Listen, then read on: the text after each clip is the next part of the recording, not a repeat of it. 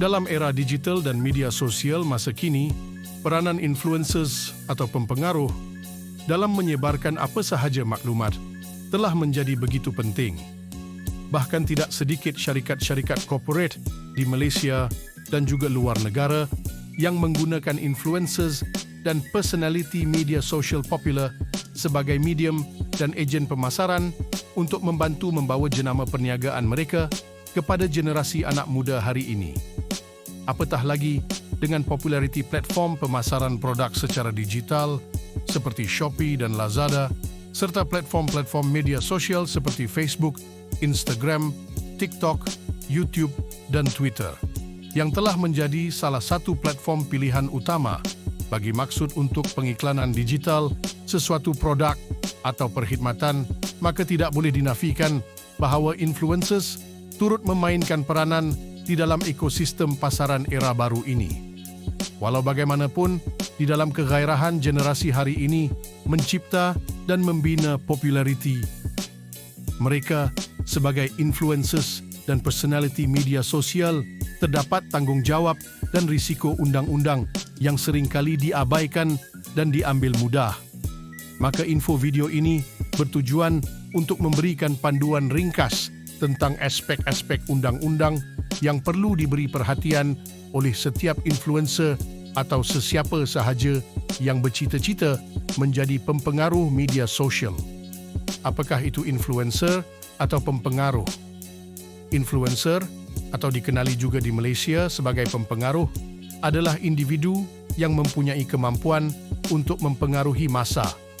Lebih-lebih lagi dalam mempengaruhi keputusan pembelian para pengikut atau followers mereka berdasarkan otoriti, pengetahuan, kedudukan atau hubungan persahabatan di antara influencer tersebut dengan pengikut mereka, terutamanya di media sosial. Mahkamah Tinggi di dalam satu kes yang telah diputuskan telah mendefinisikan seorang influencer sebagai berikut: seorang pempengaruh di media sosial adalah seseorang yang mempunyai kredibiliti dalam bidang atau industri tertentu dan melalui media sosial dia mampu memujuk atau mempengaruhi orang lain untuk bertindak mengikut cadangannya dalam pembelian barangan atau perkhidmatan. Ia boleh menjadi alat pemasaran yang agak berkesan. Mengapa influencers perlu ambil berat tentang undang-undang? Media sosial telah mengubah cara komunikasi dan interaksi dalam masyarakat kita. Dengan kebebasan untuk berkongsi maklumat, datanglah tanggungjawab untuk memastikan maklumat tersebut adalah sahih dan tidak melanggar hak orang lain. Dalam konteks ini, influencer mempunyai risiko untuk terdedah kepada isu-isu undang-undang yang memudaratkan dan serius. Ini adalah kerana sebagai seorang influencer, setiap kata dan tindakan yang diambil bukan sahaja mempunyai pengaruh dan kesan kepada masyarakat terhadap sesuatu jenama, produk atau syarikat yang dipromosikan, tetapi turut juga mempengaruhi reputasi peribadi mereka secara khusus. Sebarang kesilapan kecil dalam memahami hak dan tanggungjawab di sisi undang-undang boleh membawa kepada komplikasi undang-undang yang berat dan rumit. Secara ringkasnya, terdapat dua kawasan yang perlu diberi perhatian oleh para influencers. Yang pertama adalah berhubung dengan perkhidmatan yang disediakan yang dikawal selia oleh undang-undang kontrak atau law of contract. Dan yang kedua adalah keterdedahan seorang influencer kepada tindakan undang-undang akibat berdasarkan tindakan dan perbuatan influencer itu sendiri. Ini merangkumi kes-kes seperti fitnah atau defamation, perlanggaran hak cipta atau copyright infringement, kacau ganggu perniagaan atau unlawful interference of trade dan sebagainya.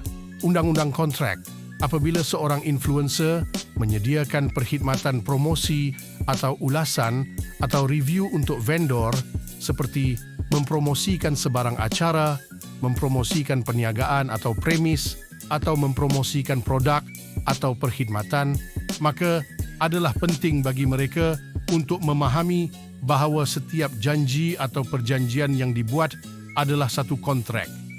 Tidak kira sama ada perjanjian tersebut dibuat secara lisan atau bertulis.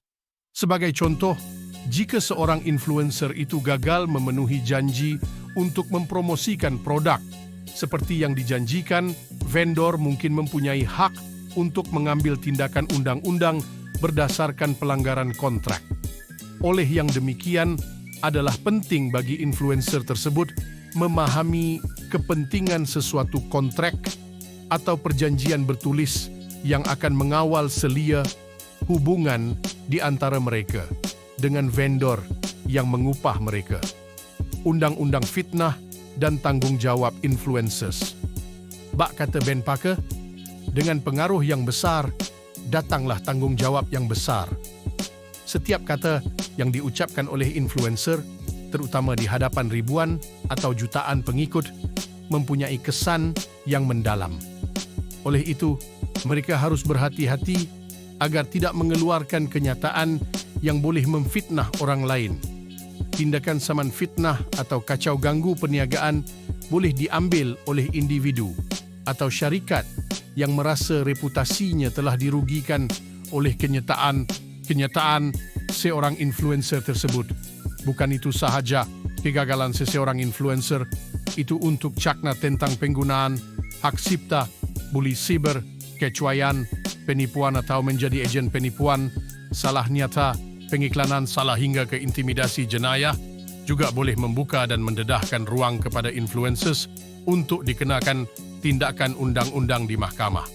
Secara kesimpulannya, sebagai seorang influencer adalah penting untuk memahami dan menghormati undang-undang.